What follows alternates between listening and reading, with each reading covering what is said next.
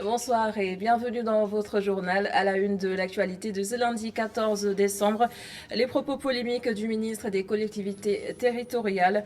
Omar Gueye recommande la suppression des villes de Dakar, Pikine, Guédiawaye, Rufisque et Thiès. Des Sénégalais sont contre cette proposition et demandent à être éclairés sur les notions et contenus. Des centaines de familles risquent de se retrouver sans toit. Cela se passe à Kahone. Une grande opération de désencombrement est en cours dans cette commune depuis début décembre. 260 maisons au total sont menacées de destruction. Le cri du cœur des familles victimes, vous l'entendrez dans cette édition. Et vous allez également partager le stress et les craintes de ces mères de famille qui travaillent laissant leurs enfants avec quelqu'un d'autre. Prétexte du reportage de Ney-Mariam Gueye, la mort d'un bébé de 10 mois à la crèche Cigogne Bleue de Sacré-Cœur. Et enfin, les sports vont suivre, présentés ce soir par Pape Malik Diao.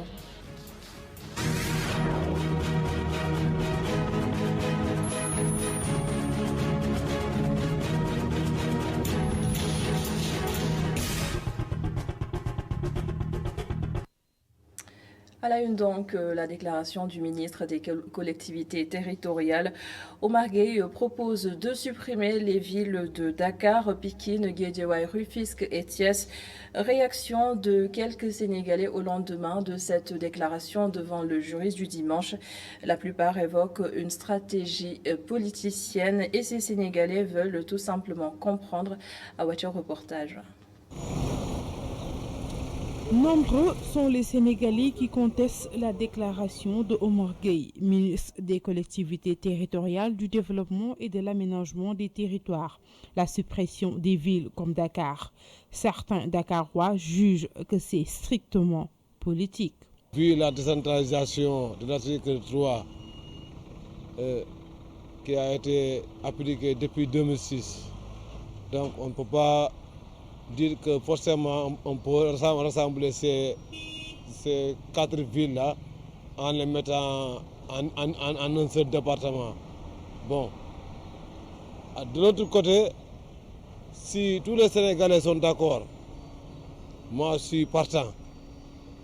Mais en âme et conscience, pour que cela se fasse, ce sera on lourde charge pour nous. Non, je ne suis pas d'accord et je pense que c'est juste une politique pour permettre à leur parti, aux gens du pouvoir, de pouvoir s'installer dans la durée, quoi. Par ailleurs, ils estiment que les priorités sont ailleurs. Quel financement est là? Il faudrait qu'ils pensent au moins aux populations. Les populations sont là, ils souffrent. Eux, ils pensent à autre chose. Mais ça c'est quoi? Il y a des gens qui se lèvent le matin pour avoir le petit déjeuner, c'est un petit problème. Maintenant, ils veulent créer d'autres structures. Pourquoi faire? Transformer des villes en départements, nos interlocuteurs ne sont pas du même avis que le ministre des collectivités territoriales, du développement et de l'aménagement des territoires, Omar Gueye. Ils estiment que l'idée fasse longue feu. Et le syndicat autonome des travailleurs intègres des collectivités locales invite le ministre Omar Gueye à revoir sa proposition. Le coordonnateur du SATIC pense que la priorité, c'est la révision du statut de la fonction publique locale et le développement des collectivités. Arona Sarr est avec Seydou Diatta. Je pense que le ministre s'est trompé en disant que la ville n'avait pas sa raison d'être, parce qu'il est clairement indiqué qu'une ville peut être instituée par décret pour mutualiser les compétences de plusieurs communes qui présentent une homogénéité territoriale. Une collectivité territoriale qui a le statut de commune, conformément au Code général des collectivités territoriales. À l'article 167 du même code, on nous dit clairement que plusieurs communes peuvent instituer une ville. Et le ministre nous dit qu'aujourd'hui, la ville, conformément au Code général des collectivités territoriales, n'a pas sa raison d'être. on s'inscrit en faux par rapport à cette déclaration du ministre. Et par conséquent, je pense qu'il est temps qu'aujourd'hui que nos dirigeants nous disent la vérité. Le véritable débat aujourd'hui au niveau des collectivités territoriales, c'est de régler le problème de la fonction publique territoriale. Le véritable débat aujourd'hui, c'est de régler les problèmes des Sénégalais, c'est de régler les problèmes des collectivités territoriales qui sont freinées, qui sont bloquées par l'insuffisance de ressources qui sont mises à leur disposition. Et dans TokTok Sénégal de ce lundi, Biram Faye a affirmé que le ministre Oumar Gueye a juste livré sa pensée et rien n'est encore acté.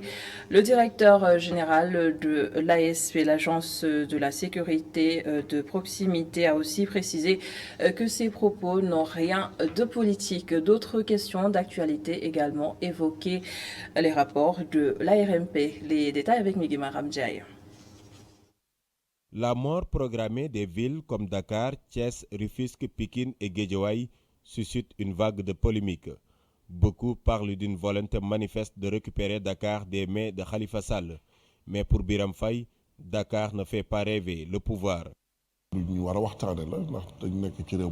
ministre des collectivités territoriales a dit ce qu'il pense être juste. Pour ceux qui disent qu'on ne peut pas gagner Dakar, je leur demande de jeter un coup d'œil dans le rétroviseur.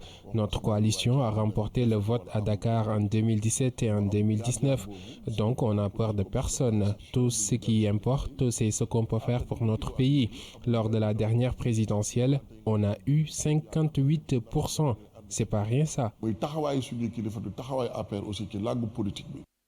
Le patron de la task force républicaine s'est aussi prononcé sur les derniers rapports publiés par l'ARMP. Biram Faye lève le coude et réclame des sanctions.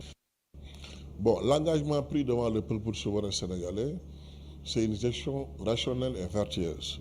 Beaucoup d'efforts ont été faits en termes de rationalisation, avec les voyages, avec la téléphonie, avec les structures publiques. En termes de gestion vertueuse aussi et de bonne gouvernance, le président a mis en place des mécanismes comme l'OFNAC et la CREI. Maintenant, nous sommes dans un état de droit et les pouvoirs sont bien répartis. Le pouvoir exécutif a son rôle à jouer, le pouvoir législatif a son rôle à jouer en termes de légifération, d'examen et de contrôle de l'action gouvernementale et d'évaluation des politiques publiques. Le pouvoir judiciaire également a un rôle à jouer. Donc que chaque pouvoir fasse son travail. En attendant une suite à ces dossiers, la task force républicaine poursuit sa mission, une communication de proximité pour mettre en lumière les réalisations du président Macky Sall selon Biram Faye. Le président est en train de faire un travail extraordinaire au profit de nos compatriotes et nous avons décidé encore une fois de nous regrouper pour renforcer la communication. Et puis ça vient en phase en vérité avec la nouvelle stratégie communicationnelle du gouvernement pour mettre en place davantage une communication de proximité, pour renforcer davantage le droit à l'information du citoyen. Donc nous venons encore une fois pour conseiller, en tout cas faire des propositions à l'État, faire des propositions aux partis, aider le président, renforcer la formation de nos militants, et puis relever, rehausser le niveau du débat public. Mais il ne peut pas y avoir de cacophonie. La COJER fait partie de la task force, les étudiants font partie de la task force et ils ont pris part à nos différents travaux.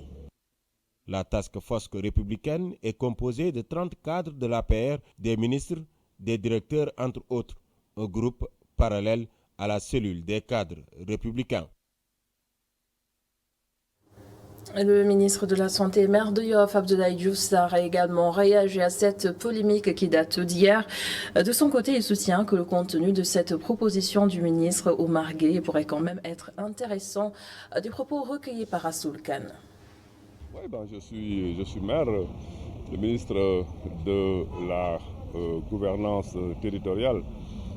Dans le cadre de ses missions, a annoncé effectivement donc une étude pour aller dans ce sens. Je crois que le plus important n'est pas l'appellation, c'est plus le contenu. Et si dans le contenu de ce qu'il va mettre en place Dakar, il trouve ses intérêts en termes donc de satisfaction des populations, je crois qu'il faut plus regarder le fond que d'apprécier les questions d'appellation sur des questions de forme. Abdoulaye Diouf Sarr a reçu ce lundi son homologue du développement communautaire. Samba Ndiobenka a visité les chantiers de la phase 2 du programme de modernisation des villes Promoville à Yoff. Les travaux seront achevés en 2021. Rassoul Khan, Moustapha Gueye pour le compte-rendu.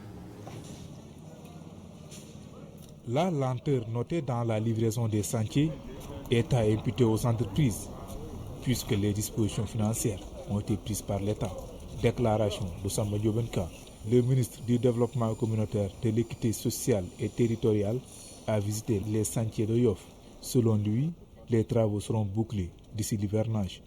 Ce que je voudrais juste noter par rapport à certaines lenteurs, surtout au niveau de la zone Ouest Foire, ça c'est surtout des défaillances quand même liées aux entreprises.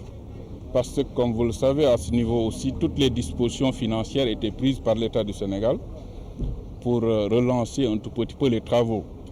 Mais tant entendu que l'entreprise adjudicataire à un certain moment était défaillante, il a fallu à notre niveau quand même voir les voies et moyens de résilier le contrat et aussi de convoquer notre entreprise pour continuer les travaux.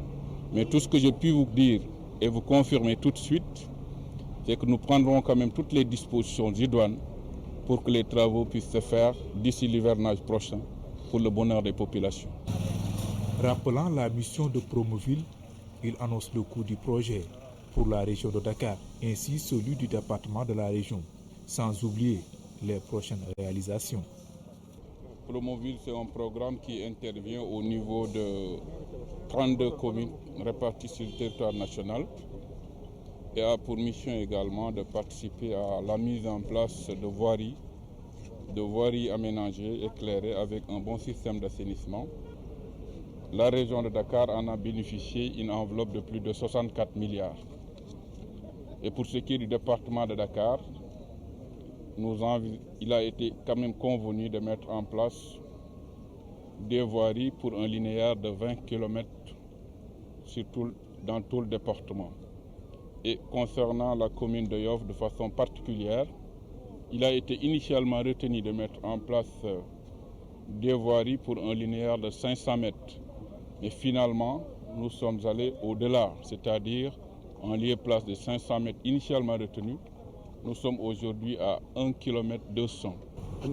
Le maire de la commune de Yoff se félicite du projet et affirme que les inondations ne seront plus qu'un vieux souvenir à terme.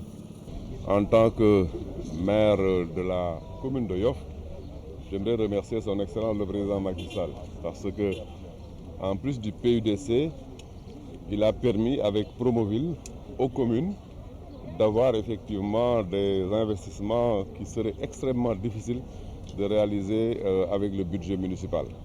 J'aimerais donc féliciter et remercier le chef de l'État en ma qualité de maire de Yoff et dire aux populations de Nord Foire que notre ambition a été toujours de régler les problèmes, surtout les problèmes de voirie dans Nord Foire. Et la ceinture de l'école japonaise a été toujours un problème, surtout pendant l'hivernage. Et aujourd'hui, cette question-là est donc derrière nous. Le projet de Promoville a bénéficié d'un financement de plus d'1 milliard de francs CFA par la Banque islamique de développement et l'État du Sénégal, dont 64,6 milliards de francs CFA pour la région de Dakar. La commune de Yoff verra une réalisation de 1,25 km de voirie neuve, éclairée et assainie. C'est l'un des titres de ce lundi. Plus de 260 maisons risquent d'être démolies à Kahone, une localité située dans le département de Kaolack. Des familles inquiètes et complètement déboussolées dénoncent une injustice.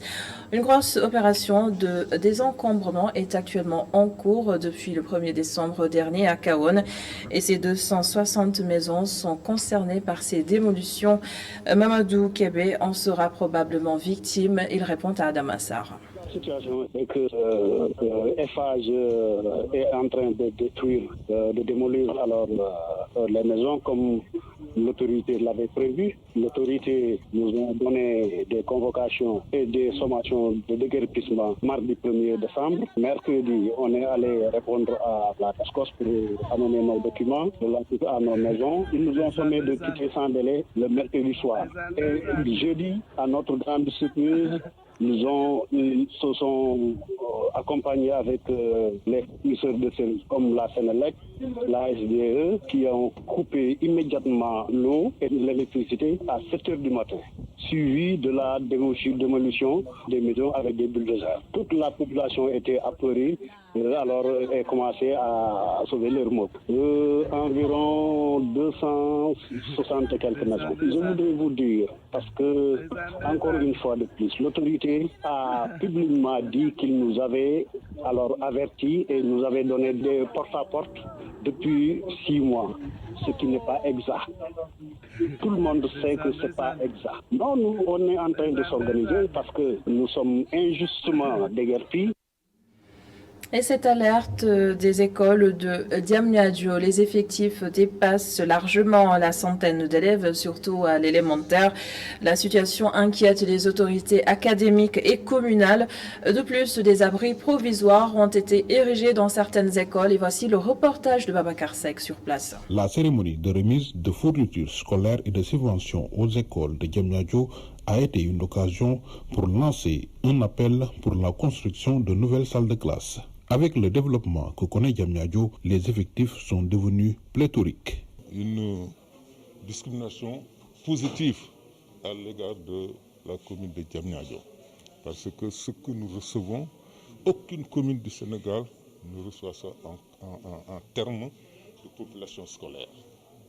C'est pourquoi je lance cet appel pour que les autorités puissent augmenter le nombre, en tout cas, d'infrastructures scolaires au niveau de l'élémentaire, au niveau du moyen, comme au niveau du secondaire. Aujourd'hui, nos classes explosent. On est à plus de 100 élèves par classe au niveau de l'élémentaire, même au niveau du moyen et du secondaire. Donc on a besoin de plus d'écoles élémentaires. Dans quelques années, il serait impossible aussi de travailler dans de bonnes conditions. Il serait impossible d'avoir de bons résultats. Cette situation a engendré la construction d'abris provisoires, ce qui ne colle pas avec la réputation de Diamniadio. Diamniadio est connu à travers l'Afrique, l'Amérique, l'Europe. Si on trouve des abris provisoires à Diamniadio, vraiment c'est une contradiction. Donc nous devons tout faire pour élaguer complètement les abris et remplacer en dur. Parce que vraiment nous en avons besoin. Oui, sincèrement avec l'appui du maire, parce que dans mon école, je n'ai trouvé que 6 classes construites par les Japonais. Mais grâce au maire, on a 4 nouvelles classes qui ont été construites par le maire. Donc je pense que si on suit ce rythme-là, les abris vont disparaître. Les parents d'élèves aussi ne sont pas en reste parce qu'ils ont construit 2 abris dans mon école. Donc je pense que si on suit ce rythme-là, vraiment les abris vont disparaître. Plus de 20 millions en fournitures et subventions ont été donnés aux écoles ainsi qu'au rassemblement des élèves et étudiants de Diamniadio qui a entamé la distribution des aides aux élèves. Et parlant d'éducation, toujours pas de vacances de Noël cette année, Pâques non plus n'est pas prévu dans le nouveau calendrier scolaire 2020-2021. Un léger réaménagement imposé par la pandémie. Des élèves applaudissent vu le gros retard déjà accusé Aïssatou Diak. La Covid-19 est encore passée par là. La maladie et ses conséquences poussent l'État du Sénégal à réajuster le calendrier scolaire. Pierre Seck salue cette décision. Je suis un peu d'accord avec lui parce que l'année passée, il y avait le Covid. En plus, en ce moment, nous sommes trop en retard. On n'a rien fait l'année dernière même. On ne faisait que des révisions et tout. Et on n'a fait presque rien d'intéressant jusqu'à présent. C'est pour cela qu'on ne devrait même pas avoir de vacances, ou bien 1 à 2 semaines maximum. Rouba soutient que la semaine après les compositions suffit largement. On a assez pris de vacances durant plus de 3 mois parce qu'après après les fêtes de Noël, après la composition, on donne une fête. Une semaine de fête, de repos, c'est une semaine, ça me suffit. Élève en classe de terminale, Diara Biagui confie que cela va lui permettre de bien préparer son examen. Bon, je peux dire que c'est notre arrangement parce qu'on est resté, on peut dire, 9 mois sans aller à l'école. Donc, c'est notre arrangement et surtout, nous sommes en classe d'examen. On est en train de préparer notre examen et on aimerait bien qu'on finisse l'année en beauté. Voilà. Même s'ils ont perdu beaucoup de temps, Thérèse trouve que cette décision va l'empêcher de passer une fête de Noël comme à l'accoutumée. Bon, ça nous arrange d'une côté, de notre part, ça ne va pas nous arranger parce qu'on veut être en famille pendant les fêtes et ça passe pas dalle. C'est très dur parce qu'il y a les autres qui vont venir passer la fête avec nous, mais cette année, ce ne sera pas le cas. Les élèves sont très ravis de cette décision du président de la République et trouvent que cela va leur permettre de terminer l'année en beauté. Merci Aïssatou Jacquet. Le répit n'aura duré que le temps d'un éclair. Certains secteurs commençaient déjà à se relever de la crise économique occasionnée par la pandémie. Mais avec cette nouvelle vague de contamination, les nouvelles mesures de restriction sont entrées en vigueur sur toute l'étendue du territoire. Et comme le bonheur des uns fait le malheur des autres, Amour des artistes et gérants de discothèques lancent un cri de détresse. De nouvelles mesures de restriction vont à coup sûr anéantir leurs efforts. Et voici David Diamé, porte-parole du collectif des artistes de Mbour. Il est au micro de Mountaga Kane. Les hommes de culture de la Petite Côte n'ont bénéficié d'aucun soutien ni de financement de la part des autorités. Nous travaillons avec nos propres moyens. Les artistes se débrouillent en vendant de la friperie, d'autres vont en mer. Nous nous débrouillons tant bien que mal pour investir dans le domaine de la culture. Personne ne nous soutient, ni l'État, ni qui que ce soit, qui nous laisse alors travailler. S'ils font arrêter les spectacles qui nous font vivre, ce serait très dur à supporter pour nous. On vient fraîchement d'enterrer beaucoup de jeunes du fait de l'immigration clandestine. On ne peut pas comprendre donc qu'on arrête les activités auxquelles les jeunes s'adonnent. Mais ce qui est étonnant, c'est que les marchés sont ouverts, les centaines de personnes s'y activent comme elles veulent, l'école n'est pas fermée. Ce n'est pas cohérent de fermer alors les salles de spectacle pendant que les écoles sont ouvertes. Il faut que les choses soient réglementées. Nous demandons donc au ministre de nous laisser continuer nos activités, car c'est notre gagne-pain. Et dans le reste de l'actualité, la mort d'un bébé de 10 mois à la crèche Cigogne Bleue de Sacré-Cœur, largement commentée dans la presse ce matin et aussi sur les réseaux sociaux. Prétexte pour ITV de parler de la surveillance des tout-petits, surtout lorsque leur maman travaille durant toute la journée. Elles ne sont jamais tranquilles. Des confidences dans ce reportage signé Ndeye Mariam Gueye. Confier son bébé à quelqu'un d'autre n'est pas facile pour une maman. Mais avec la dure réalité de la vie, certaines femmes sont obligées d'inscrire leurs enfants à des crèches ou engager des nounous. En tant que femme, ce n'est pas facile de laisser son enfant à la maison et aller au travail. On n'a pas le choix. C'est le travail, c'est ce qui nous pousse à les amener à la crèche. Il faut aussi qu'on ait un travail pour pouvoir participer. La vie est très dure. Il faut tamit nga dem liggéey ñëw jàpp ci kër gi ndax boo xasee am njaboot rek toog waratu la benn jigéen waratul toog. Aux yeux de cette dame, la place de la femme n'est pas dans les bureaux, mais plutôt à la maison. Bu njëkk ba xam nga kii jigéen daawul liggéey jigéen da daan toog ci foyer. Auparavant, les femmes ne travaillaient pas, elles restaient à la maison et elles géraient leur foyer. Mais maintenant, ce n'est plus possible. Le monde a évolué et elles sont obligées d'amener leurs enfants à la crèche. Mais vraiment, le rôle de la femme, c'est de rester à la maison. waaw jigéen daal liñ ko sant mooy toog gérer foyer, gérer njabootam, togg yàq. Elles reconnaissent toutes les deux que le travail est indispensable de nos jours. Vraiment, rester à la maison n'est pas une bonne solution, honnêtement. du solution moom. xam nga tam góor ñi tamit seen devoir defuñu ko dañ leen. Aujourd'hui, les hommes ne font plus leur devoir. Maintenant, tout ce que font les hommes, les femmes peuvent le faire également. Alors, je pense qu'ils peuvent faire tous les deux le même travail et s'entraider.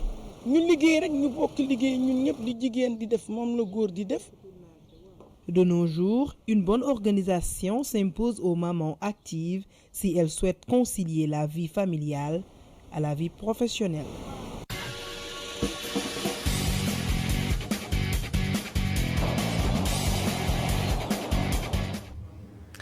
Le retour de Pape Malick Diaw, bonsoir. Bonsoir Adama Noshkaba. Et nous démarrons cette page des sports avec cette collaboration entre le ministre des Sports, Matar Ba, et un groupe d'experts chinois pour réfectionner 4 stades sénégalais. Tout à fait, sans doute pour le plus grand bonheur des Sénégalais.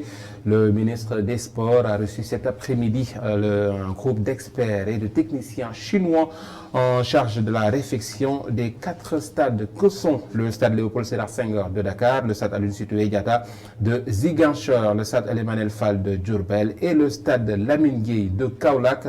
Quant au stade Maître Babacar Seye de Saint-Louis, eh bien, il sera reconstruit par l'État du Sénégal. Allez savoir, peut-être que le Sénégal pourra très bientôt accueillir une Coupe d'Afrique des Nations. Un football toujours, championnat guinéen, Afia FC et AS Kaloum de Cheikh Gueye se sont séparés sur un score nul, en but partout. Effectivement, en match comptant pour la 5e journée du championnat guinéen, le Afia FC et l'AS Kaloum de Cheikh Gueye s'affrontaient ce samedi au stade du 28 septembre de Conakry. Malgré une pluie d'occasion de part et d'autre, les deux équipes se sont séparées sur un score nul, un but partout. Écoutons justement la réaction de Cheikh Gueye au micro de notre correspondant Amadou Martar Souare. Un bon point. Et je pense que, comme j'ai l'habitude de le dire, nous sommes en championnat. Il ne faut pas cracher sur ce point pris ici parce que c'était deux équipes qui devraient être en haut de tableau et qui sont dans une situation difficile. Ces deux équipes avaient besoin de points et vu la physionomie du match, je vous dis que c'est un bon point vu dans l'ensemble. Mais en première mi-temps, en ratant un penalty dès la 15e minute et en donnant un cadeau tout fait à la 47e minute de la première mi-temps, c'est-à-dire les arrêts de jeu, on peut avoir des regrets quand même. Mauvaise nouvelle pour Moussa Wagué. L'international sénégalais s'est blessé et il est out pour le reste de la saison. En effet, il souffre d'une rupture des ligaments croisés qui signifie donc sa fin de saison.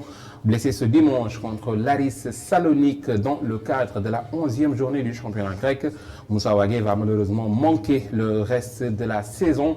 Salonique PAOK va confirmer ce lundi via son compte Twitter que ses ligaments croisés étaient touchés et qu'il est donc out pour le reste de la saison. Il a voulu sauver un but avec un tacle, mais malheureusement, il a heurté le poteau de façon très violente. Et nous restons avec les Sénégalais. Pape Malick Mbaye-Niang revient de loin. Crépin Diatta a marqué et Edouard Mendy tombe avec Chelsea. C'est le Tour des Lions. Effectivement, le Tour d'Europe des Lions, vous l'avez compris, Mbaye-Niang qui a donc ouvert son compteur avec son club Rennes, permettant du coup à son équipe de souffler. Habib Diallo est passeur décisif pendant le temps que Moussa Konaté, autant pour moi, et Amadou Ciss ont eux aussi marqué. Crépin Diatta a marqué pour Bruges qui s'impose devant Antwerp de Abdoulaye Seck. Edouard Mendy de son côté a perdu avec Chelsea et Babacar Khouma et Pape Alioune Ndiaye ont été expulsés par contre ce week-end. Le Tour d'Europe des Lions, c'est avec Cheikh Diop. Ce Tour d'Europe des Lions nous mène d'abord en France où Mbaye-Niang a enfin ouvert son compteur but. Ce week-end, c'est d'ailleurs lui qui a donné la victoire à Rennes face à Nice, 1-0. Une bouffée d'oxygène pour des Bretons en disgrâce depuis quelques semaines. Un autre Sénégalais a ouvert son compteur but ce week-end et c'est Moussa Konaté. L'attaquant dijonnais a permis aux siens d'arracher le nul 1 but partout face à Nantes. Opanguet a également marqué pour un nul 2 buts partout entre Metz et Strasbourg d'Habib Diallo titulaire et passeur décisif face à son ancien club. En Ligue 2 également, Amadou Cissé a arraché le nul avec Amiens dans les derniers instants de la rencontre face à Chambly, 1 but partout. En Angleterre, pas de vainqueur entre Liverpool de Sadio Mané et Fulham mené par un bon Ademola Lookman. 1 but partout, c'est le score final. Même score entre Crystal Palace de Cheikhou Kouyaté qui a arraché le nul 1 but partout devant le leader Tottenham. Chelsea d'Edouard Mendy a enfin perdu face à Everton 1-0 sur un penalty concédé pour le gardien de but sénégalais. En Allemagne, avec le retour de Salif Sani en défense, Schalke est allé faire match nul 2 buts partout sur le terrain d'Augsbourg. Crépin Diatta, encore décisif et buteur avec son club Bruges. Ce week-end, il a marqué le premier but de son équipe pour une victoire 2-0 devant Antwerp d'Abdoulaye Seck qui était titulaire également. En Italie, Naples et Kalidou Koulibaly sont venus à bout de la Samp, 2-1. En Turquie, ce week-end, Antalyaspor a battu Beşiktaş 2-1, mais Babacar Khouma a été expulsé. Papa Aliou Ndiaye a également vu rouge ce week-end. C'était lors de la victoire de Antalyaspor sur Fatih Karagümrük 3-1, avec notamment une passe décisive de Mambiram Diouf. Et enfin en Grèce, Olympiakos a corrigé les Mia 6-0 avec Papa Abou Cissé comme titulaire. Merci, cher Diop. Ligue des Champions. À présent, le tirage au sort des huitièmes de finale a eu lieu ce lundi à Nyon. Le Paris Saint-Germain tombe sur un adversaire bien connu, le FC Barcelone. Autrement dit, Neymar retrouve Lionel Messi ou encore Lionel Messi qui va peut-être rencontrer tout simplement sa future équipe, à savoir le Paris Saint-Germain. En tout cas, 8 rencontres donc pour ces huitièmes de finale. Borussia Mönchengladbach face à Manchester City, la Lazio face à Bayern Munich, le champion en titre.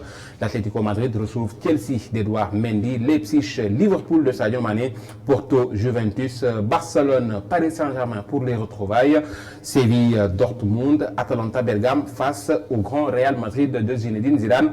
Quelques jours après donc à la fin des phases de poule, les 16 équipes ont donc obtenu leur ticket pour le prochain tour, connaissant donc leur adversaire. Les matchs allés se joueront les 16, 17, 23 et 24 février.